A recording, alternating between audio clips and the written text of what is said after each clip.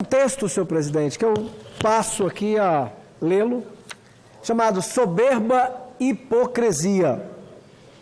Não há um só país europeu da Europa Ocidental que possa dar lições ecológicas ao Brasil. Contra fatos, de fato, não há argumento. 2/3 do território nacional, do território brasileiro, são dedicados à preservação e à proteção do meio ambiente. Apenas 30% das terras brasileiras são de uso agropecuário. Estima-se que a Europa Ocidental tenha, e aí sim cabe a palavra, devastado 99,7% de suas florestas originais. Evidentemente, as florestas foram extintas para dar lugar à produção, ao desenvolvimento e ao bem-estar da população, ou seja, para criar riquezas. Em períodos históricos, a devastação na Europa foi feita de maneira selvagem, sem controle. Até hoje, a verborragia europeia sobre o meio ambiente não tem correspondência na realidade. Ao aplicarmos a régua deles para avaliarmos eles próprios, as contradições tornam-se óbvias e até simbólicas. A Noruega é o maior país produtor e exportador de petróleo e gás da Europa Ocidental e um dos maiores do mundo. 51% do PIB da Noruega é devido ao difamado ouro negro. Será por isso que a Noruega quer empacar a produção de petróleo no Brasil? Em 2017, o governo da Noruega foi denunciado por planejar permitir que 13 empresas petrolíferas mundiais procurassem e extraíssem petróleo no mar de Barents, no Círculo Polar Ártico.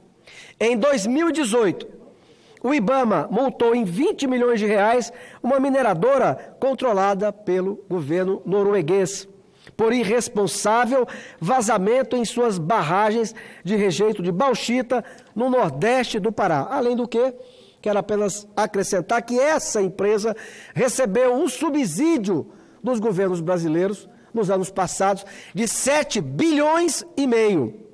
O governo desse país prega e financia proselitismo no Brasil, mas vive e cresce com a queima dos combustíveis fósseis.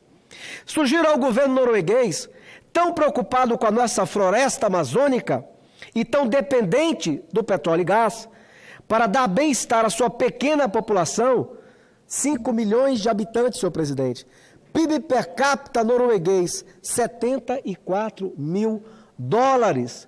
PIB brasileiro mal chega a 10 mil dólares. Que siga o que pregou a sua então primeira-ministra na Conferência do Rio, em 92. Disse ela, abre aspas, uma parceria global deve começar por um compromisso dos países industrializados em reduzir de maneira séria o fardo que impõe aos ecossistemas da Terra devido aos seus intoleráveis modos de produção e consumo. Fecha aspas. Disse a ministra da Noruega, em 1992, mas não fizeram nada daquilo que diziam que iriam fazer. O Conselho também serve para a rica Alemanha, com um PIB de mais de 44 mil dólares por habitante. Sabe-se que esse país é dependente de carvão e energia nuclear e tem apenas 27% de sua matriz de energia limpa. Que lições pode dar ao Brasil, onde temos 75% da nossa eletricidade vinda de hidroelétricas? Portanto, energia limpa. Estudo do Instituto de Ecologia Aplicada, Freiburg, encomendado pela ONG WWF, apontou 10 termoelétricas alemãs entre as 30 mais poluentes da União Europeia. Já que a moda histérica dos ecologistas é banir produtos de plástico, vale a pena saber que a Alemanha é o maior consumidor de plástico de toda a União Europeia. Tal fato não seria uma heresia da religião ecológica? Isso mesmo. O ambientalismo pregado por esses governos virou uma seita baseada em hipóteses pseudocientíficas. Tudo é feito em nome do combate ao aquecimento global antropogênico, feito pelo homem, já amplamente refutado. Vejamos, o geólogo japonês Shigenori Mariwama, professor titular de pesquisa científica da Universidade Tecnológica de Tóquio, diz em seu livro Aquecimento Global que a quantidade anual de CO2 mudou alguns meses após a elevação da temperatura, o que contraria a hipótese de ser uma coincidência haver um aumento do teor dessa substância e da temperatura, quando, na verdade, ocorre uma defasagem, pois o aumento do teor do CO2 é subsequente ao aumento da temperatura, ou seja, senhor presidente, o CO2 não é ele que aumenta primeiro.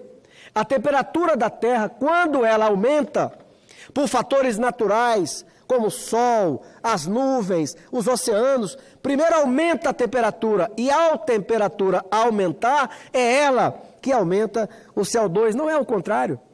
Ou, ao examinar os dados dos últimos 10 mil anos da latitude média do hemisfério, a Terra apresentou uma temperatura média com uma variação de apenas 2 graus centígrados, sem ter ultrapassado esse limite. A natureza atua de forma que a temperatura não extrapole a zona de estabilização. Vale a pena cotejarmos mais alguns cientistas que honram a verdade e não cedem ao benefício da concordância pusilânime com os relatórios políticos do IPCC. O físico inglês Ralph Alexander, em seu corajoso livro Aquecimento Global, Alarme Falso, refere-se à tese do aquecimento global causado, em tese, pelo homem como uma fraude. Abre aspas. Os alarmistas teceram uma tal rede de imposturas que qualquer opinião contrária a esse ponto de vista do aquecimento global induzido pelos humanos é ignorada, subestimada ou deliberadamente distorcida. Notícias e artigos científicos que não compactuam com as diretrizes políticas do IPCC em relação ao CO2, são marginalizadas imediatamente por uma barreira de ataques, às vezes maldosos e pessoais. É bem possível, continua ele, que as altas temperaturas tenham pouca ligação com o alto nível de CO2 e que grande parte do aumento da temperatura não seja consequência desse gás, mas de outra fonte natural, que alguns céticos diriam o Sol. O físico e meteorologista brasileiro, professor Luiz Carlos Molion, em artigo científico, fulmina a tese dos vários relatórios do IPCC. Diz Molion, abre aspas, o planeta se aqueceu mais rapidamente, e a gente fala essas coisas que são dados. E é impressionante como a lavagem cerebral não permite que as pessoas sequer chequem as informações. Vou repetir. São dados.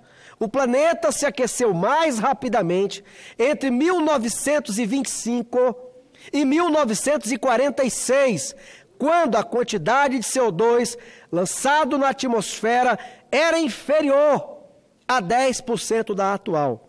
E se resfriou entre 47 e 1976, quando ocorreu o desenvolvimento econômico acelerado após a Segunda Guerra Mundial.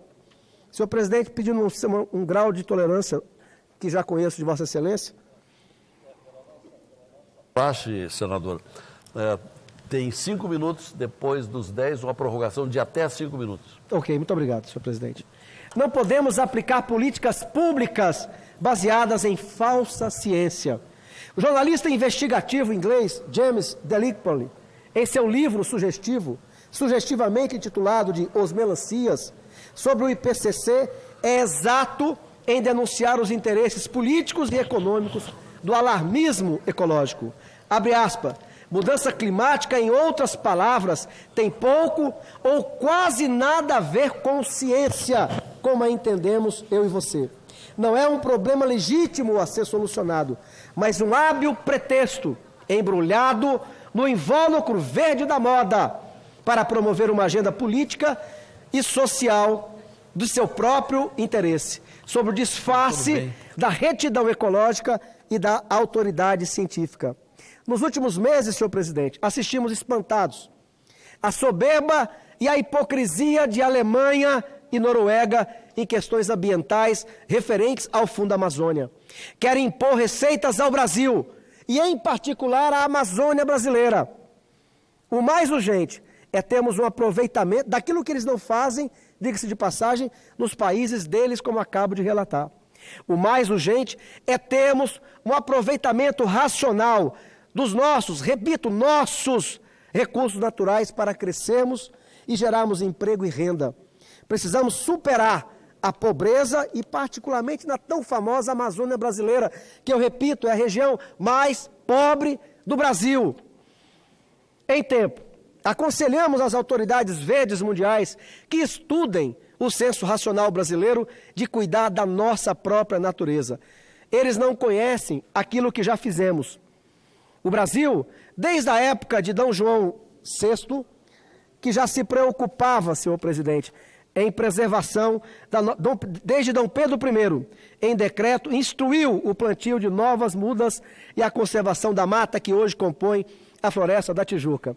Quero terminar, senhor presidente, agradecendo a tolerância de Vossa Excelência e dizendo que hoje eu leio, com um grau de preocupação, um documento assinado pelo governador do Amapá, com todo o seu direito, assina um documento dizendo em nome dos governadores do Norte, faz uma crítica ao governo federal, mas basicamente eles atestam ali, na assinatura dele, que os estados do Norte não concordam com o que o governo federal fez com relação ao Fundo Amazônia. Senhor presidente, eu já disse aqui várias vezes, vou repetir. O Fundo Amazônia, como ele era, é intolerável. Ele é um atentado à soberania nacional. Eu queria saber qual é a parte que o governador ou os governadores não entenderam de quando fizemos relatos oficiais com dados de que o Fundo Amazônia apenas serviu nesses anos para criar um exército de ONGs e de pessoas para trabalhar contra toda a iniciativa de desenvolvimento econômico na região amazônica, aonde cerca de 80% dos convênios foi para pagar pessoal, passagens e seminários. E repito, senhor presidente, a Noruega, bilionária, 74 mil dólares per capita, 74 mil dólares, riquíssima por usar petróleo e gás, aportou no Brasil 1 bilhão e 100 milhões e recebeu de isenção fiscal 7 bilhões e meio.